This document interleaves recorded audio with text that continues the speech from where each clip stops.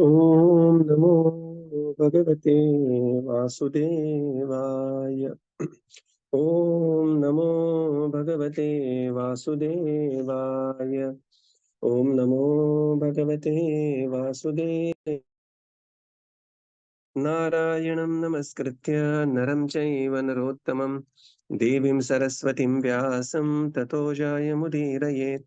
नष्टप्रायेषु वभद्रेषु नित्यं भागवत सेवया भगवतीरुत्तमश्लोके भक्तिर्भवति नैष्टिकी। ॐ अज्ञानतिमिरन्धस्य ज्ञानाञ्जनशलाकया चक्षुरुन्मिलितं येन तस्मै श्रीगुरवे नमः। श्रीचैतन्यमनोभीष्टं स्थापितं येन भूतले स्वयं रूपकदा मह्यं ददाति स्वप्रदान्तिकम्। नमो विष्णुपादाय कृष्णप्रेष्ठाय भूतले श्रीमते भक्तिवेदान्त स्वामीनिति नामिने। नमस्ते सरस्वते देवे गौरवाणी प्रचारिणे निर्विशेष शून्यवादी पाश्चात्यदेशतारिणे। जय श्री कृष्ण चैतन्य प्रभो नित्यानंद श्री अद्वैत गदाधर श्रीवासादि गौर भक्त वृंद।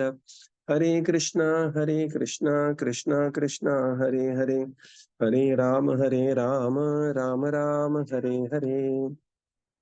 Hare Krishna. Reading from Srimad Bhagavatam by His Divine Grace, A.C. Bhaktivedanta Swami Srila Prabhupada Ki Jai. We are reading from Canto 3, Chapter 21, Conversation between Manu and Kardama. So we are here where Supreme Lord is pleased with the prayers of, with the austerity of Kardama Muni, giving personal darshan, and Kardama Muni is now praying to the Supreme Lord. Text 21. त्वं त्वानुभूत्यो अपरत्क्रियार्थ स्वभावया वर्तितलोकतन्त्रं नमाम्यभीक्ष्णं नमनीयपाद सरोजमल्पीयसि कामवर्षम्. Translation: I continuously offer my respectful obeisances unto your lotus feet, of which it is worthy to take shelter, because you shower all benedictions on the insignificant. To give all living entities detachment from fruitive activity, by realizing you have expanded these material worlds by your own energy. Purport: Everyone, therefore, whether he desires material enjoyment, liberation, or the transcendental living service of the Lord, should engage himself offering obeisances unto the Supreme Lord, because the Lord can award everyone his desired benediction. In Bhagavad Gita, the Lord affirms, Ye yathamam prapadyante. Anyone who desires to be a successful enjoyer in this material world is awarded that benediction by the Lord. Anyone who wants to be a liberated from the entanglement of this material world is given liberation by the Lord. And anyone who desires to constantly engage in his service in full Krishna consciousness is awarded that benediction by the Lord. For material enjoyment, he has prescribed so many ritualistic sacrificial performances in the Vedas, and thus people may take advantage of those instructions and enjoy material life in higher planets or in a noble aristocratic family. These processes are mentioned in the Vedas, and one can take advantage of them. It is similar with those who want to be liberated from this material world. Unless one is disgusted with the enjoyment of this material world, he cannot aspire for liberation. Liberation is for one who is disgusted with material enjoyment. Vedanta Sutra says, therefore, atato brahma jigyasa. Those who have given up the attempt to be happy in this material world can inquire about the absolute truth.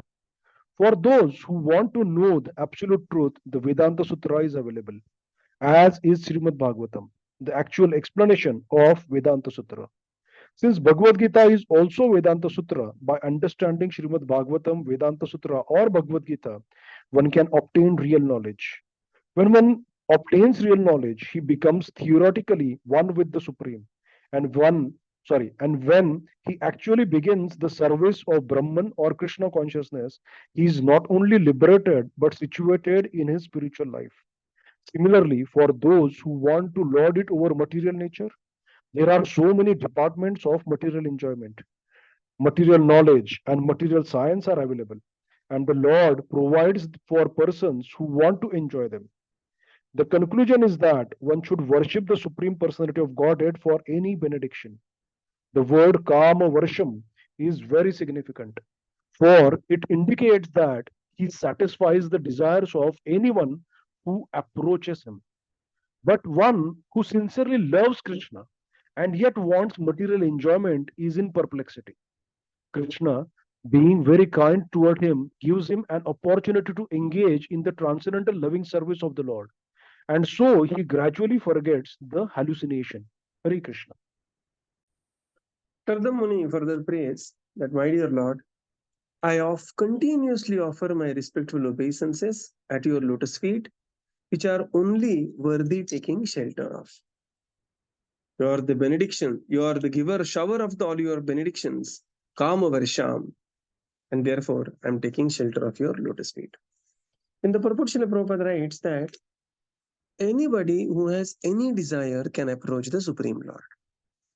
Bhagavad Gita says this, Chaturvidha bhajante mam, jana sukrutin arjuna, arto jigyasur artharthi, jnani cha bharatarshava. Bhagavatam also says this, akamo sarva kamo va, moksha kamo udaradhi, tivrena bhakti yogena, yajeta purusham param. And here now it is said, the Lord is called as Kama Varsham, one who desires, one who fulfills the desires of his devotees. So Srila Prabhupada says, as you approach the Supreme Lord, ye yathamam prapadyante, you will receive the similar kind of benediction. Somebody is aspiring for liberation, he will receive liberation. Somebody is aspiring for material enjoyment in the higher planets, sarva kamova, he wants to desire bhoga and aishwarya in the heavenly planets, he will receive that. And somebody who aspires continuous engagement in devotional service, ultimately he will also receive this. So, and that's why the Lord is called as Kama Varshaha, that he is the bestower of all different kinds of desires. Prabhupada says, unless one is, the liberation is not possible unless one is disgusted with the material enjoyment. Right. So, with a prolonged material enjoyment, the living entity will realize that no, this is not what I am meant for.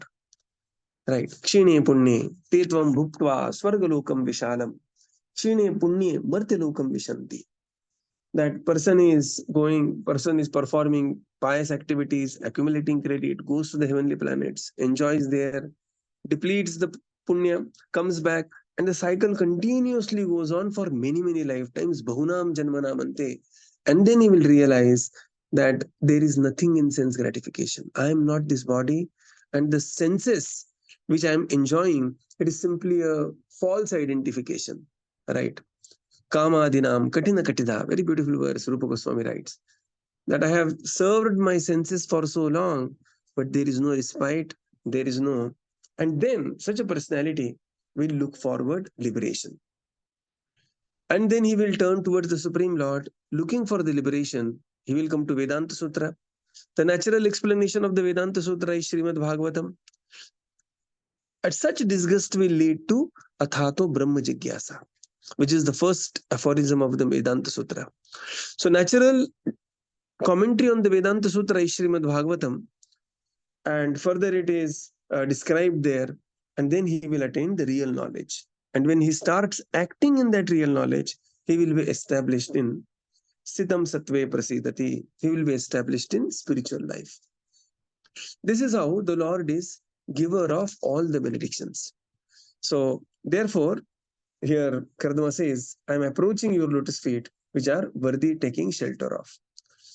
Another point Prabhupada says, one who sincerely loves Krishna and wants material enjoyment is in perplexity.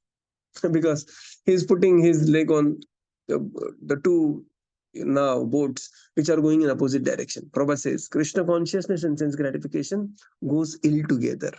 Somewhere Prabhupada writes this.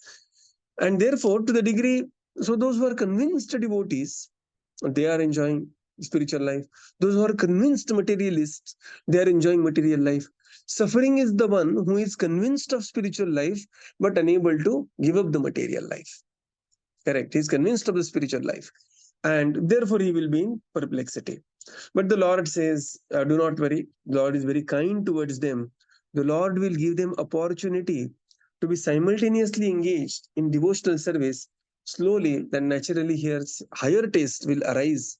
And thus, Chaitanya Mahaprabhu says, Ami Vigya Vishaya Bhulaiba, that one will forget this hallucination of material enjoyment. Text 22. Rishi Ruvacha. Now here this Rishi is Maitreya Muni. Okay, previous Rishi Ruvacha was Kardama Muni. इत्यावलीकं प्रणुतोऽब्जनाभ तभावभाषे वचसामृतेन सुपर्णपक्षोपरिरोचमान प्रेमोस्मितो द्विक्षणविभ्रदभ्रुः. Translation. Maitreya resumed, sincerely extolled in these words.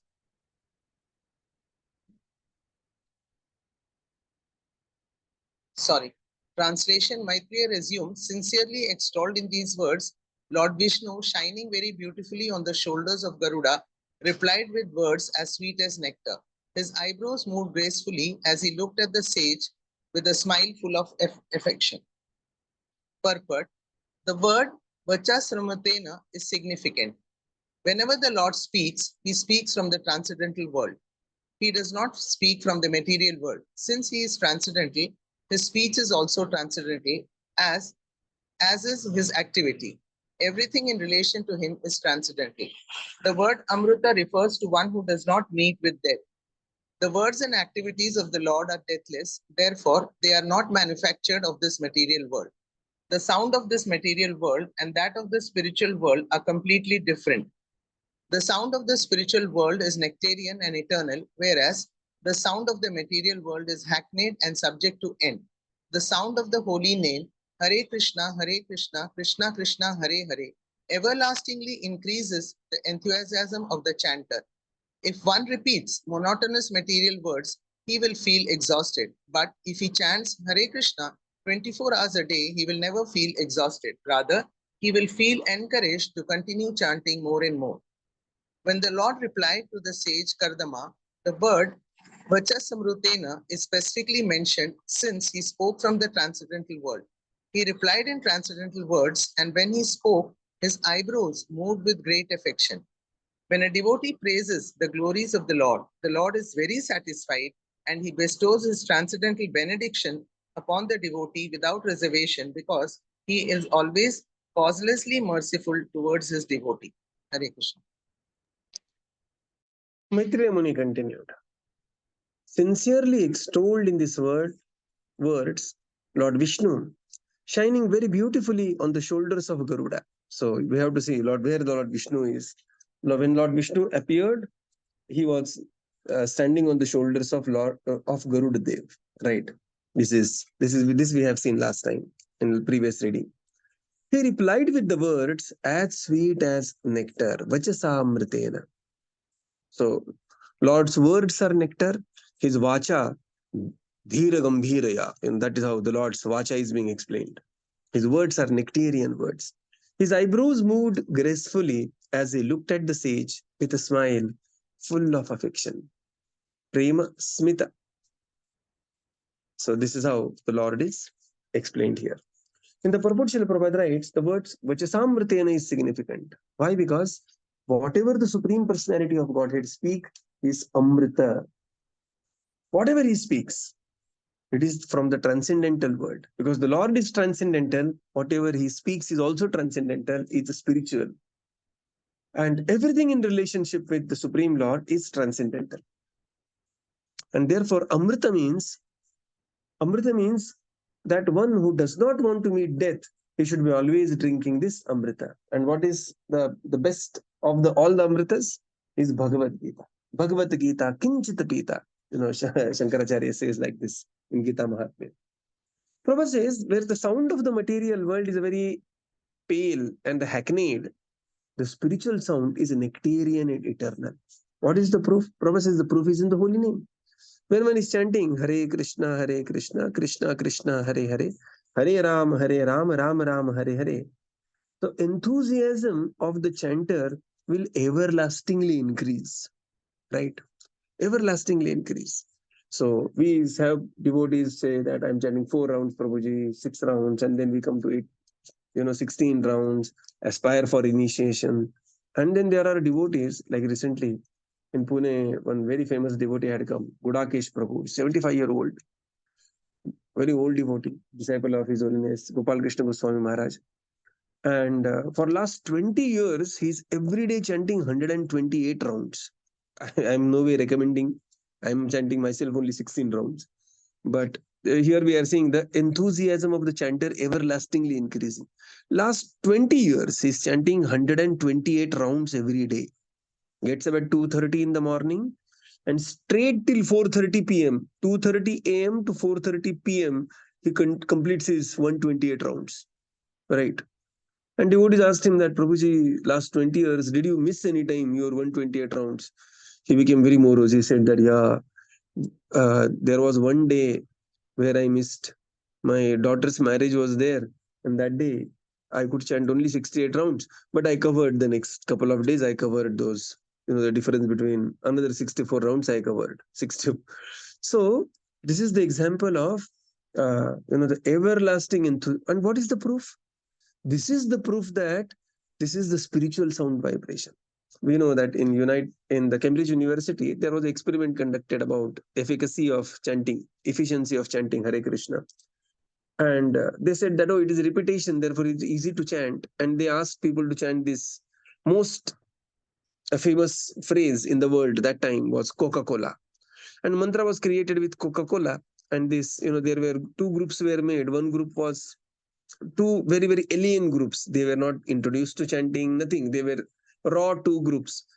And one group was made to chant Hare Krishna every day, 15, 20. They are supposed to chant X number of minutes.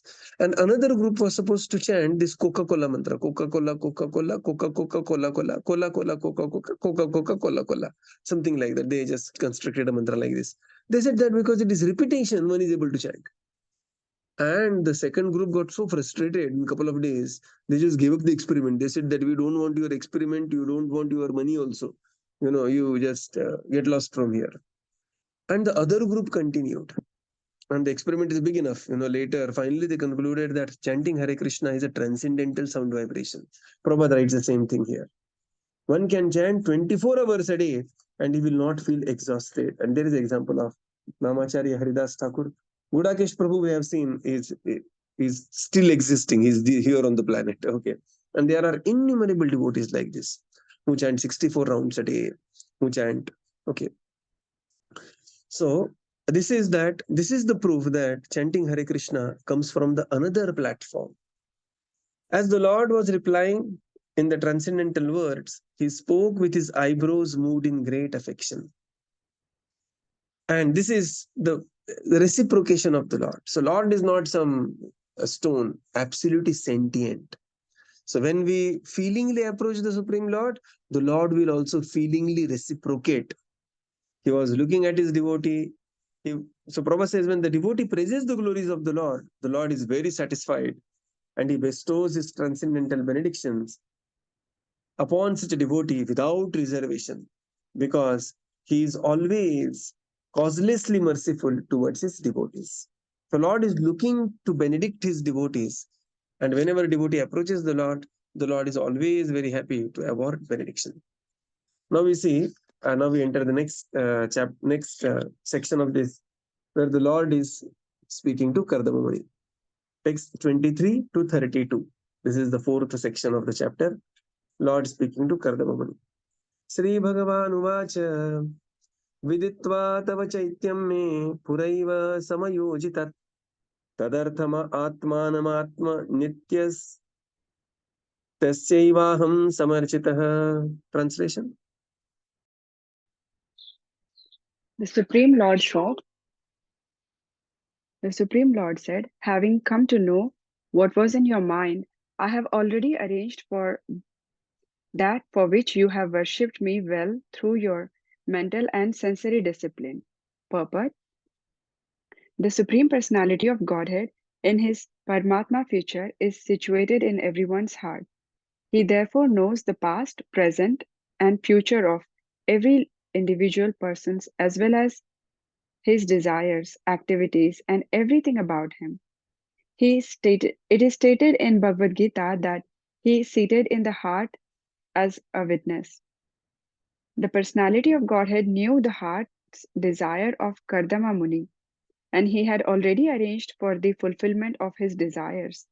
He never disappoints a sincere devotee, regardless of what he wants, but he never allows anything which will be uh, detrimental to the individual's devotional service. So, Supreme Lord, he began to speak. Having come to know what was in your mind, I have already arranged for what you have worshipped me with your mental and sensory discipline. In the purport, Srila Prabhupada writes, the Supreme Lord is Paramatma, he is Antaryami, and he knows past, present, and future. Right? Lord says this in Bhagavad Gita. I know the past, I know the present, I know the future, but nobody knows me. Right? And the Supreme Lord only can read the mind of the living entity because he is Antaryami. Demigods do not have this capacity. Lord Brahma, Lord Shiva, they will not read the mind.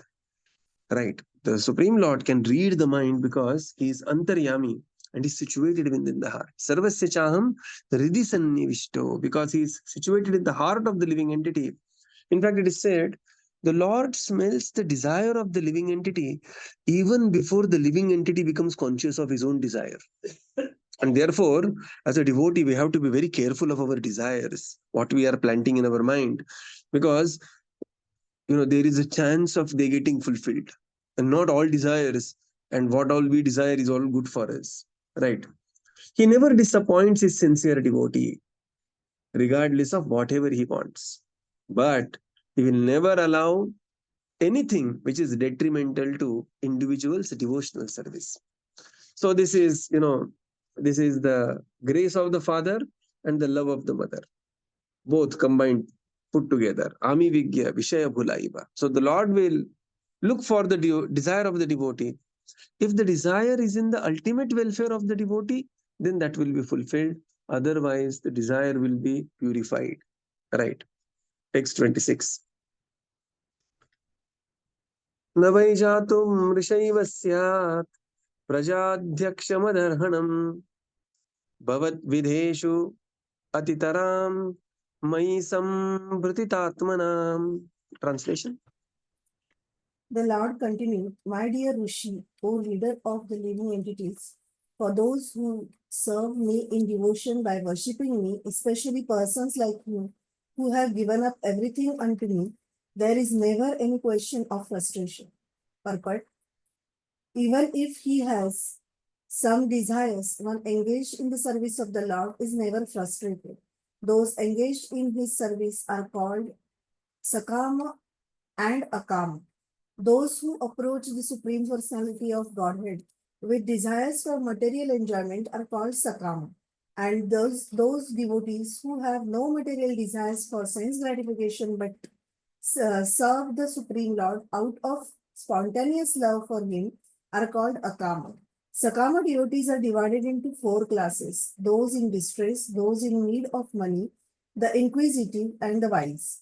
Someone worships the Supreme Lord because of bodily or mental distress. Someone else worships the Supreme Lord because he is in the need of money.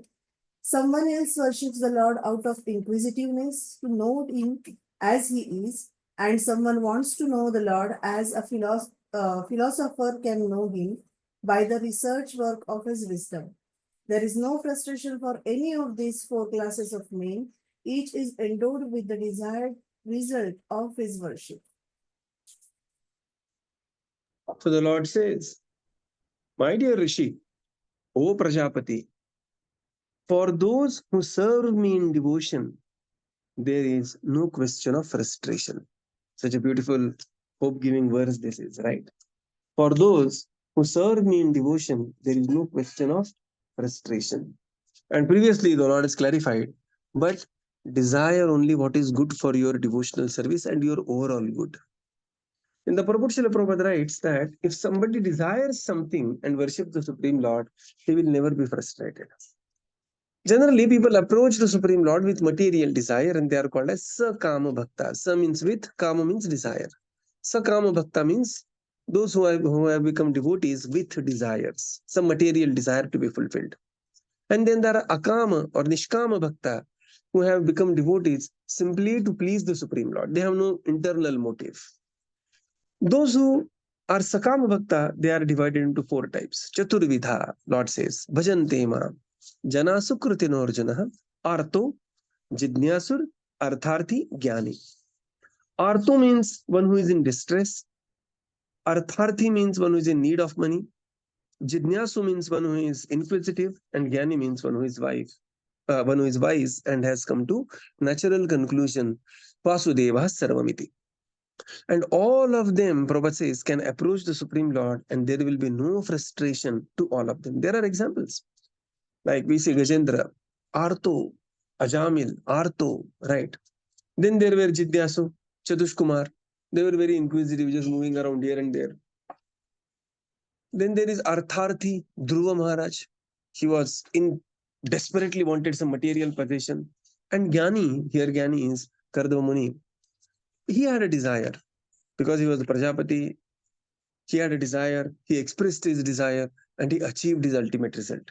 Okay, so this is how nobody is frustrated when one becomes devotee of the Supreme Lord. Text 25. Prajapati Sutta Samran Manur Vikhyata Mangalaha Brahmavartam Yo Vidasan Shasti Saptaranavam Mahim. Translation. The Emperor Swayambhu Manu, the son of Lord Brahma, who is well known for his righteous acts, has his seat in Brahmavarta and rules over the earth with its 7 oceans. Purport. Sometimes it is stated that Brahmavarta is a part of Kurukshetra, or that Kurukshetra itself is situated in Brahmavarta. Because the demigods are recommended to perform spiritual ritualistic performances in Kurukshetra. But in others' opinion, Brahmavarta is a place in Brahmaloka where Swayambhu ruled. There are many places on the surface of this earth which are also known in the higher planetary systems. We have places on this planet like Vrindavan, Dwarka, and Mathura, but they are also eternally situated in Krishnaloka. There are many similar names on the surface of the earth, and it may be that in the Bohr age, Swayambhu Manu ruled this planet, as stated here. The word Mangala is significant. Mangala means one who is elevated in every respect in the opulences of religious performances, ruling power, cleanliness, and all other good qualities. Vikhyata means celebrated. Swayambhu Manu was celebrated for all good qualities and opulences. The Lord says, the great emperor, Swayambhuva Manu, who is son of Lord Brahma himself, who is Vikhyata for his righteous act, and who is a seat in Brahmavarta. And so the Lord is giving introduction of Swayambhuva Manu, and later is going to say that he is going to arrive tomorrow, my dear, along with his wife. He is going to arrive here. So in the purport, Srila Prabhupada writes, Brahmavarta is a part of Kurukshetra. So Dharmakshetra, Kurukshetra. So Kurukshetra is a very powerful place, and Brahmavarta is part of Kurukshetra, or Kurukshetra is part of Brahmakshetra. And by others' opinion, Dharmakshetra is situated in the Brahmavarta is situated in the Brahmaloka, where the Swayambhuva Manu ruled. So in the scriptures, whenever we find, the multiple explanations, one very simple understanding for that is called as Kalpa Bheda. What is Kalpa Bheda? Because, certain days, certain times, certain days of Brahma, certain Kalpa of Brahma, that particular place is part of particular region, and other time, the particular place is part of some another region. And this is called as Kalpa Bheda. Now, Bhagavatam doesn't talk only about one day of Brahma, or only about this Manu, or only about this Brahma. Bhagavatam is all encompassing, and whichever story is required for the given context is coming in Srimad Bhagavatam. Mostly in this mostly within this Brahmanda, but at times the stories may come from another Brahmanda as well. So one should not be, bewildered by different explanations of where is this Brahmavarta. Prabhupada says, even on the Earth planet, there are many, many similar names that exist, right? There may be two Vadgaon, there Vadgaon, like in Maharashtra, Vadgaon is like there are 10 Vadgaons. Okay. There are so many Eklahare, there are 4 Eklahares on the way to from Pune to Nasik. If you go, there you will find 4 places which are named as Eklahare. So different places, they are named, the same place, the same name is given to different places. Prabhupada says Mangalam means one who is elevated in every respect in the opulence of religious performance, ruling power, cleanliness, and all other good qualities. This is called as a Mangala, and who was Swayambhuva Manu himself. And then Vikhyata means he was celebrated. So Mangala, Vikhyata, emperor, son of Brahma, one who is known for his righteous act, is going to arrive, because I know your mind, Kardama. And this is how the Lord is very sweetly, Vachasamritena, Smitena, Snigdhena, Prema. This is how the Lord is speaking to Kardama Muni. So we will conclude here and continue tomorrow. Srila Prabhupada ki jai, Jai. Gaura Bhakta Vrinda ki jai. Thank you, Jai. Prabhupada. Thank you, everyone. Hare Krishna. Hare Krishna. Thank you, Prabhupada. Thank you, Prabhupada. Thank you, Prabhuji. Thank you, everyone. Hare Krishna. Hare Krishna. Hare Krishna. Thank you, Prabhuji. Thank you, Prabhupada. Thank you, Prabhuji. Thank you, everyone. Hare Krishna.